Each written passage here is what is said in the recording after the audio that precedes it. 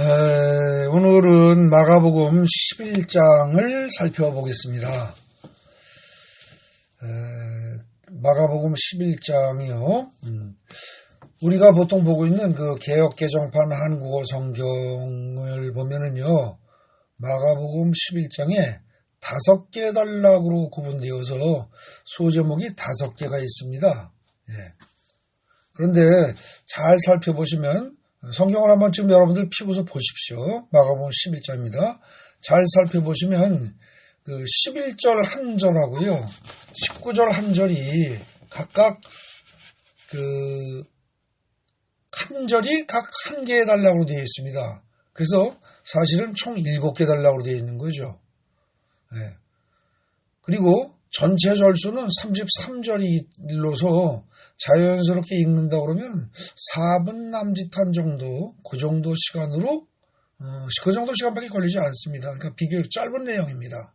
그런데 이 마가복음 11장의 내용이 뭐냐라고 물으면 아마도 대부분의 사람들은 이 11장이 예수님께서 예루살렘에 입성하신 그 당일과 그 다음날에 있었던 어떤 사건들을요, 그거를 시간 순서대로 기록한 것이다. 아마 그렇게 대답을 할 겁니다. 뭐 그런 대답이 틀린 건 아닙니다. 하지만 마가복음 11장을 단순히 그런 정도로만 이해를 한다면 그거는 조금 피상적인 이해일 겁니다. 만약에 그렇다고 한다면 이 마가복음 11장이 어떻게 복음이다, 복된 소식이다 라든지 성스러운 말씀이다라고 할 수 있겠습니까? 그것만 단순히 시간 순서대로 이해해야 하는 것만 가지고는 좀 부족할 거예요. 어쨌든 이 마가복음 11장을 읽다 보면은 어지간한 건 그럭저럭 이해가 되는데요. 제일 어려운 게 뭐냐면은, 누구나 잘 이해되지 않는 부분이 뭐냐면은 무화과 나무가 말라 죽은 사건입니다.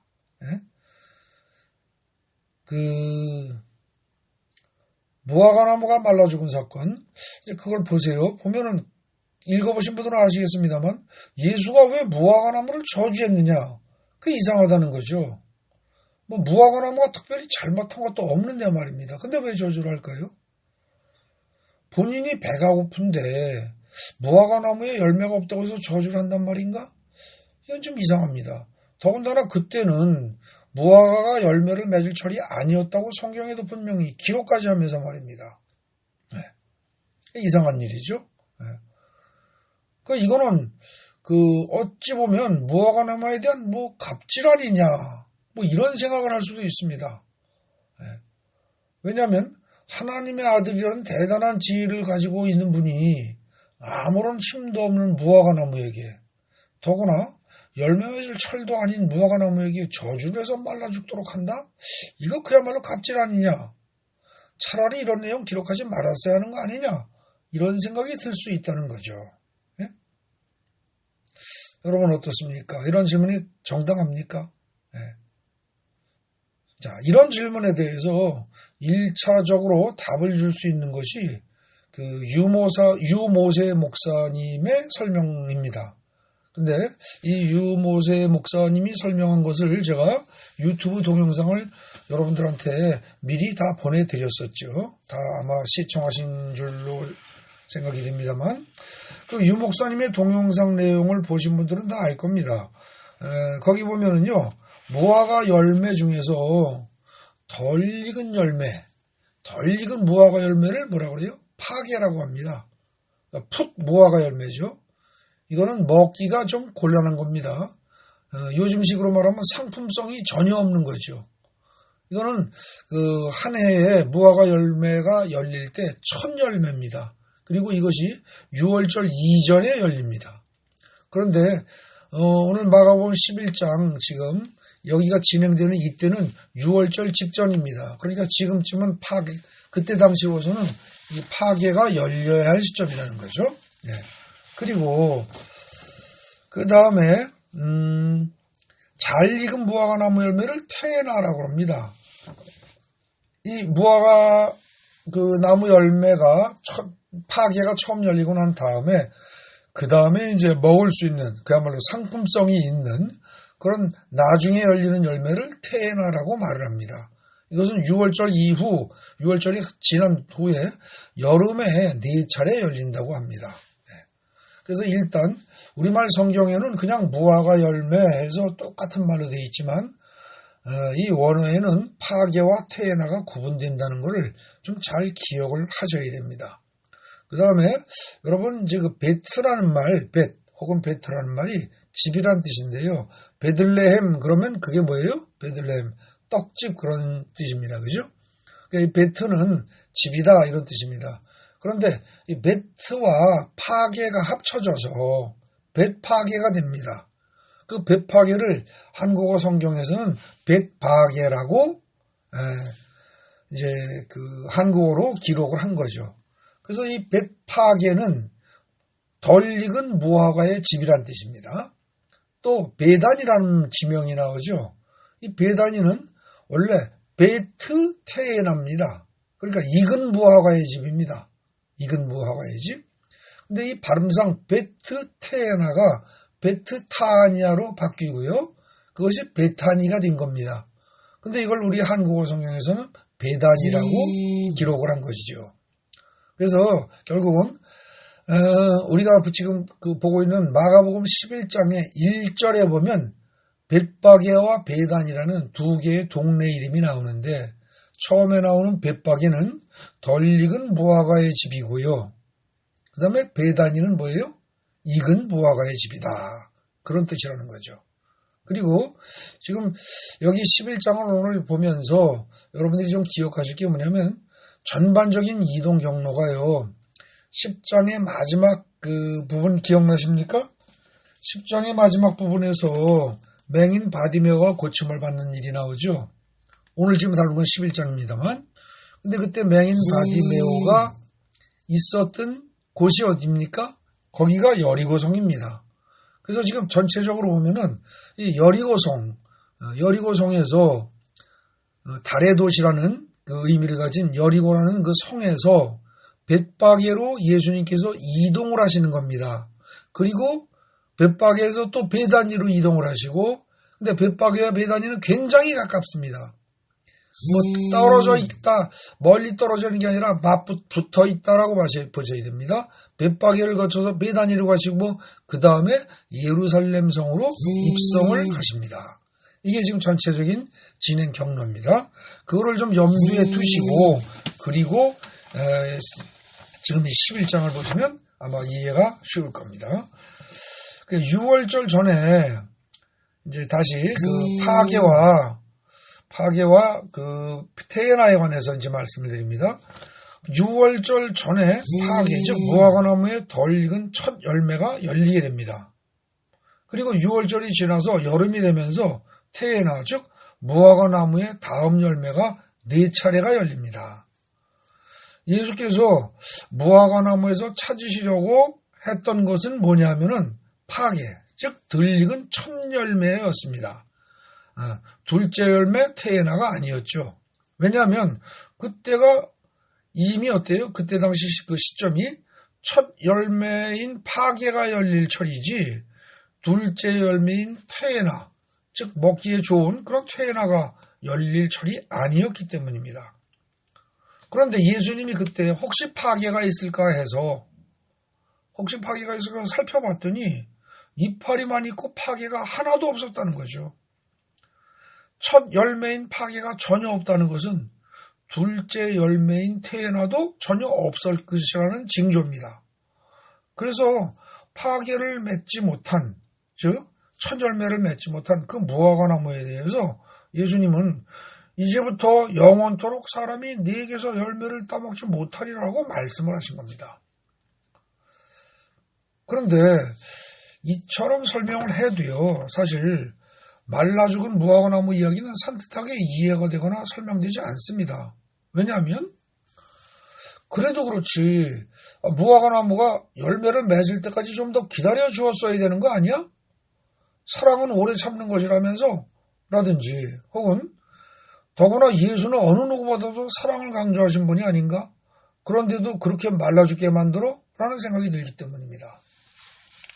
그렇다면 말라 죽은 무화과나무 이야기는 도대체 어떻게 이해를 돼야 할까요? 네.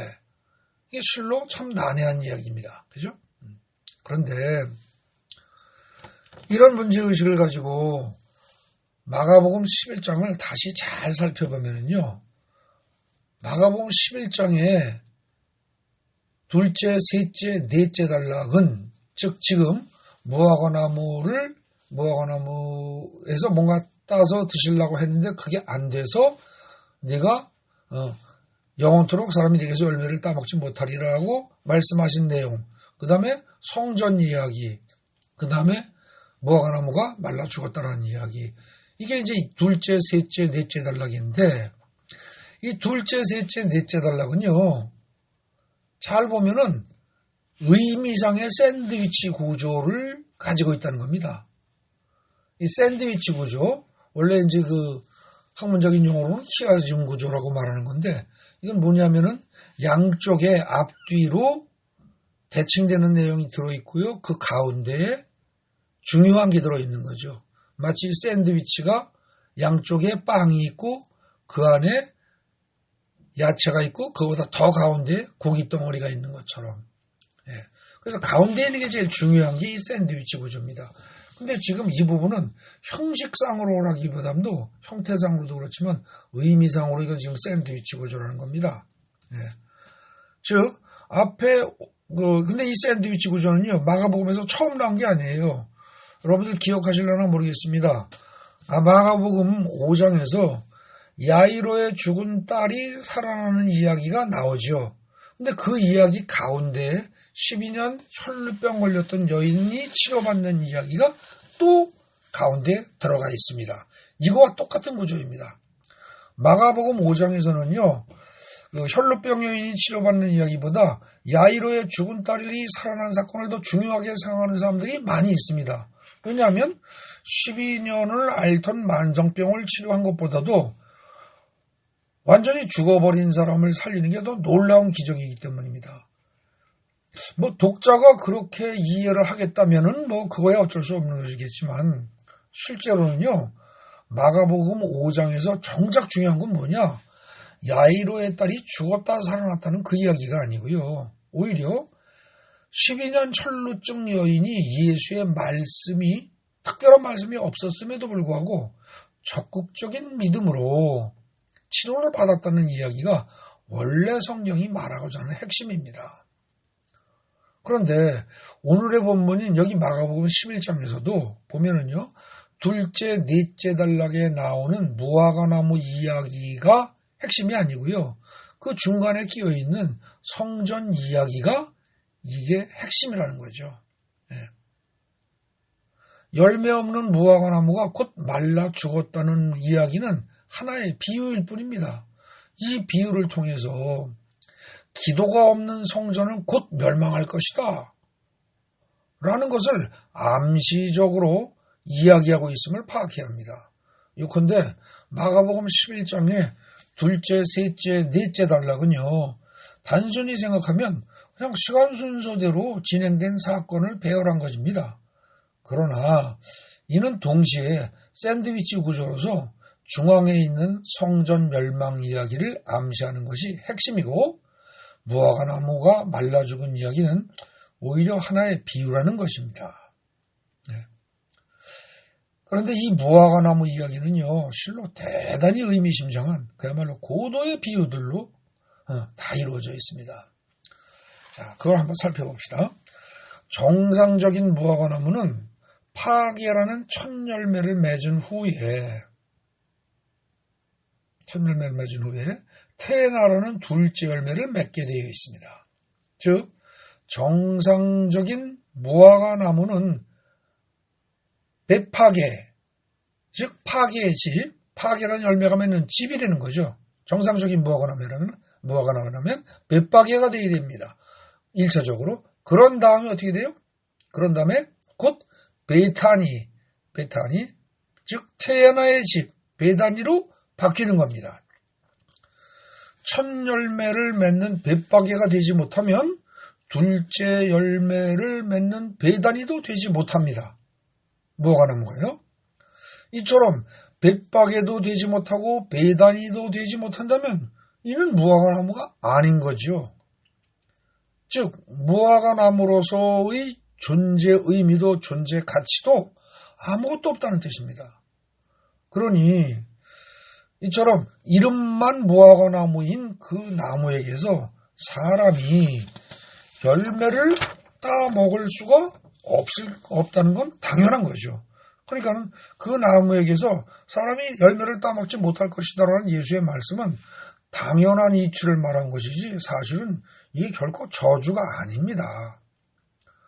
그러므로 무화과나무를 예수께서 저주했다 이렇게 말하는 건 사실 잘못된 말이죠. 그런데 많은 경우에 이렇게 표현들을 합니다. 예수님이 무화과나무를 저주했다. 그랬더니 말라 죽었다. 절대 그렇지 않습니다. 예수님은 심지어 자신을 배반해서 죽음의 길로 몰고 간 가룟 유다에 대해서도 저주를 안 하셨습니다. 또 게다가 마가복음 11장 본문을 잘 살펴보면 아무리 살펴본다 하더라도 사실상 저주라는 단어가 전혀 나타나지 않습니다. 그러므로 별다른 생각 없이 흔히 이 마가복음 11장에 무화과나무가 말라 죽은 사건을 무화과나무 저주 사건이라고 이렇게 부르는 것은 일단 굉장히 조심하고 피해야 할 겁니다.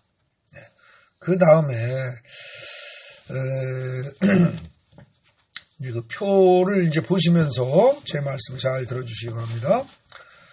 어쨌든 간에 이제 오늘 본문 말씀에 나오는 무화과나무라는 건요, 곧 예루살렘 성전을 비유적으로 말한 겁니다. 이것이요.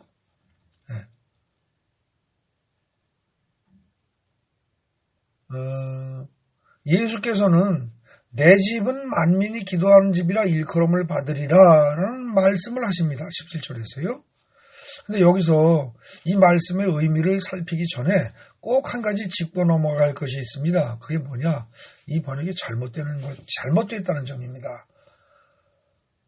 이게 뭐 이렇게 성경 번역이 잘못된 게 많으냐 그럴지 모르지만 실제로 이것도 어쩔 수 없이 그렇습니다.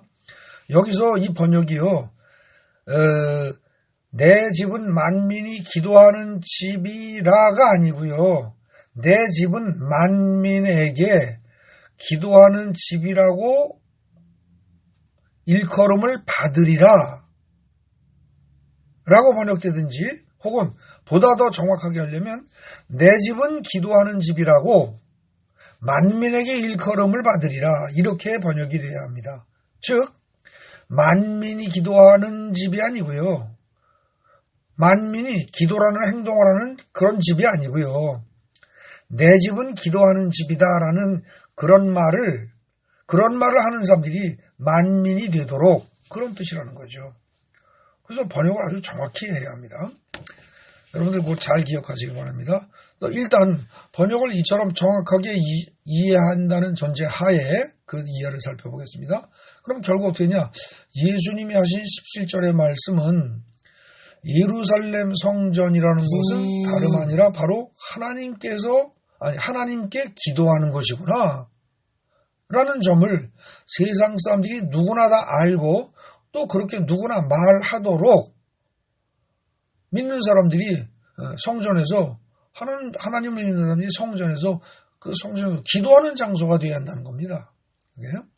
그럼으로써 성전에서 이 기도라는 첫 열매, 즉 파괴가 충분히 맺어진 다음에 다음 단계로 하나님의 나라 혹은 하나님의 영광이라는 둘째 열매, 즉 태어나가 맺어져야 한다는 것이죠.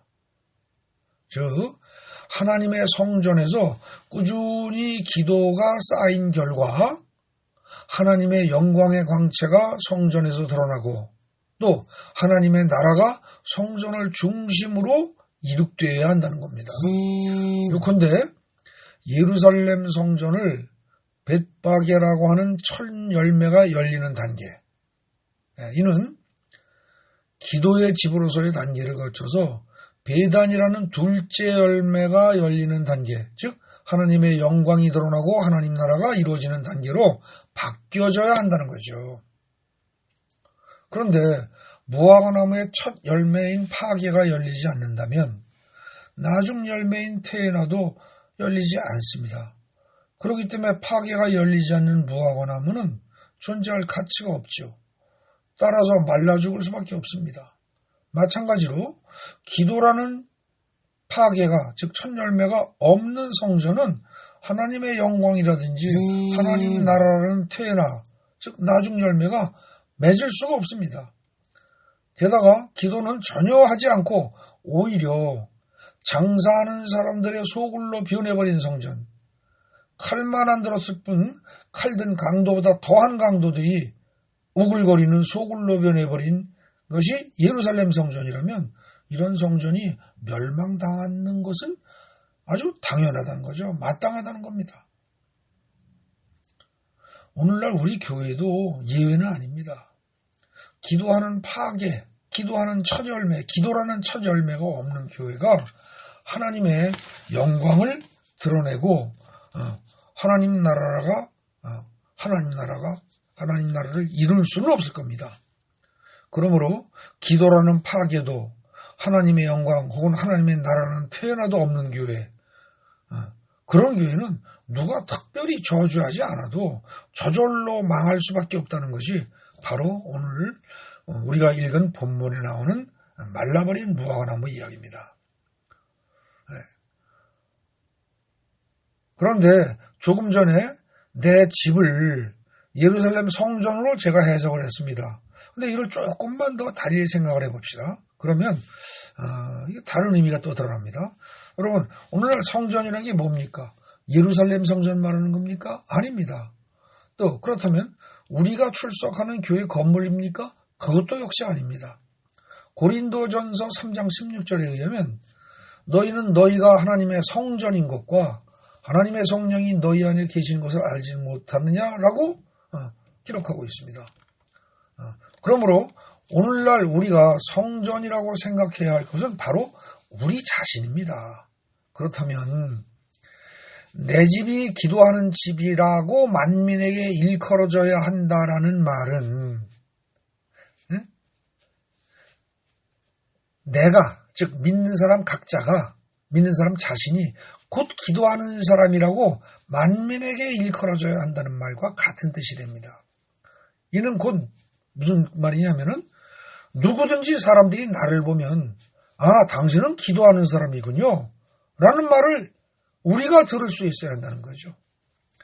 내가 남들에게 그렇게 인식되고 인정받지 못한다면, 그리고 특히 예수님이 보시기에도 나라는 사람이 기도하는 무관한 사람이라고 판정을 받는다면 예루살렘 성이 돌 위에 돌 하나도 남지 않고 완전히 무너져 멸망하듯이 반드시 나도 멸망할 것이라는 말입니다.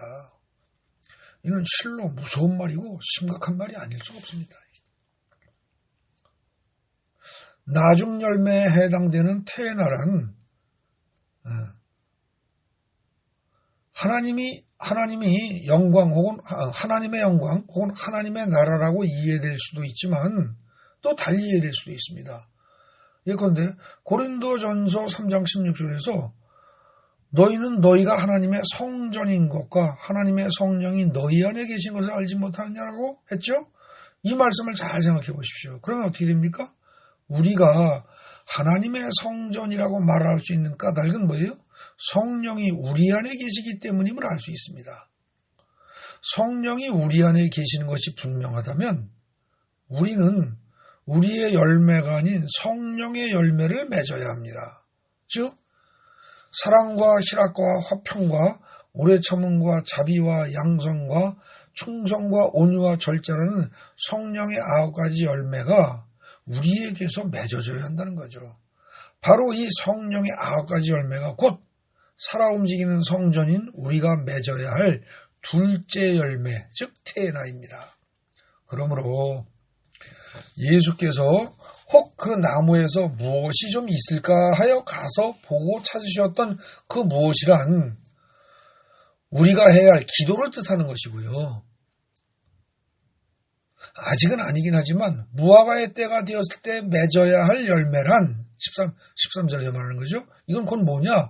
앞에서 살폈던 하나님의 영광이요 하나님의 나라이기도 하지만 또 바꿔서 얘기하면 뭐예요? 성령의 9가지 열매가 바로 이게 곧 뭐예요? 태어나는 거죠. 결국은 마가복음 11장에 이 말라버린 무화과나무 이야기는요, 우리가 흔히 생각하듯이 실제 사건의 단순한 기록이 아닙니다. 굉장히 뜻깊은 얘기를 숨기고 있는 거죠. 또 그 20세기 최고의 석학 중에 한 사람인 버틀란드 러셀이라는 사람이 말하듯이 아주 비논리적이고 모순적인 기록으로서 예수를 믿지 말아야 할 근거가 되는 그런 이야기도 절대로 아닙니다. 또 우리가 아프리카의 성자라고 해서 아주 존경하는 알버트 슈바이처 박사, 그 사람이 주장하듯이 이 알버트 슈바이처는요, 아프리카에 가서 의사로서 활동한 사람뿐만 아니라 이 사람은 신학자입니다, 원래가요. 근데 이분이 뭐라고 했느냐, 예수가 죽음을 앞두고 스트레스 때문에 무화과나무를 신경질적으로 저주했다는 겁니다. 이런 말도 안 되는 터무니없는 소리를 해야 됩니다.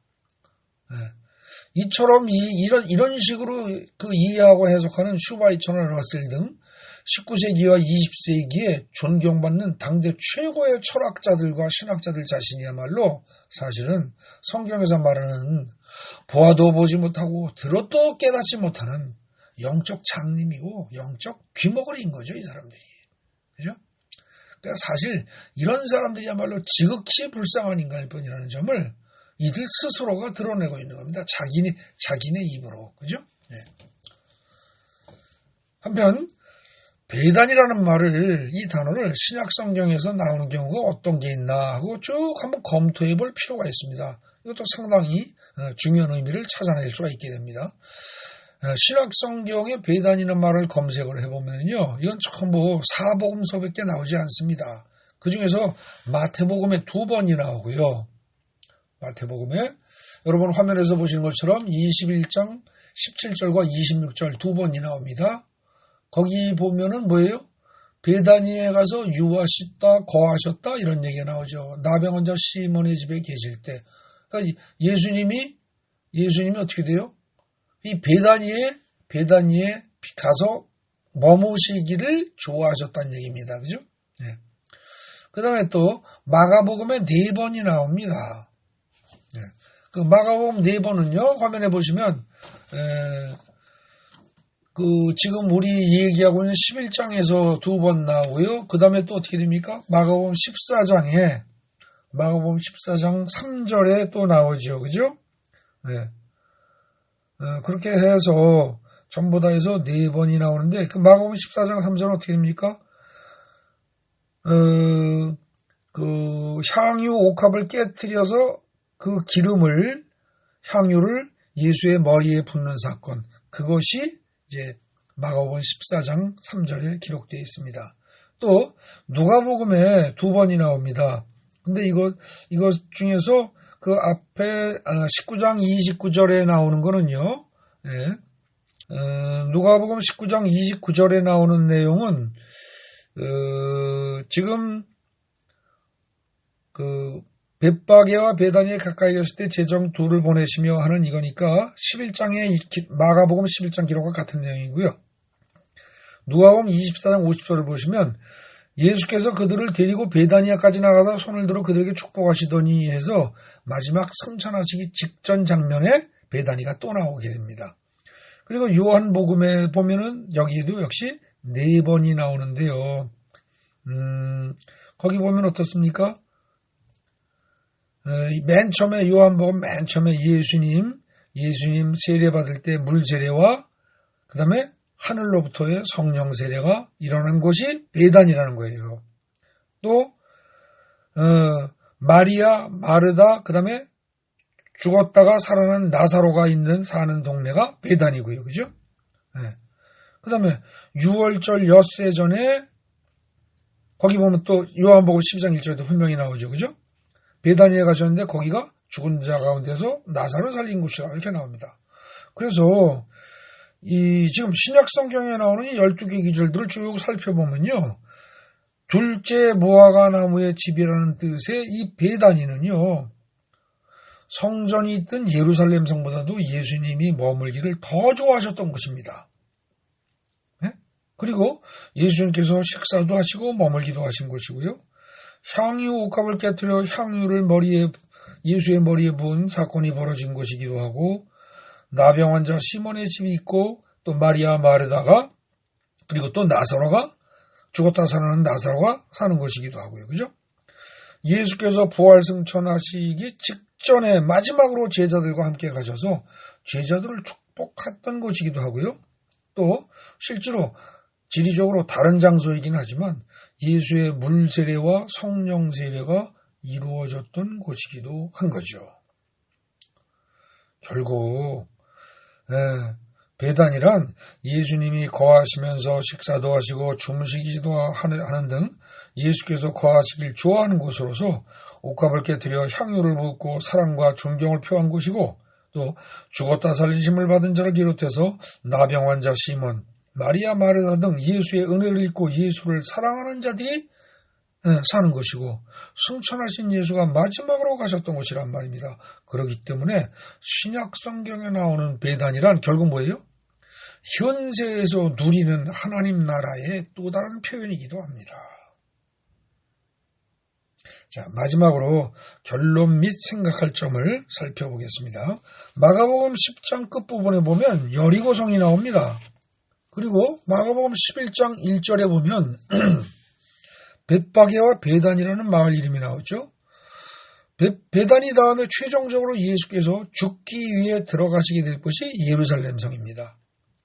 영적인 관점에서 볼 때 여러분 각자는 이 네 개의 지명 중에서 지금 어디쯤 와 계십니까?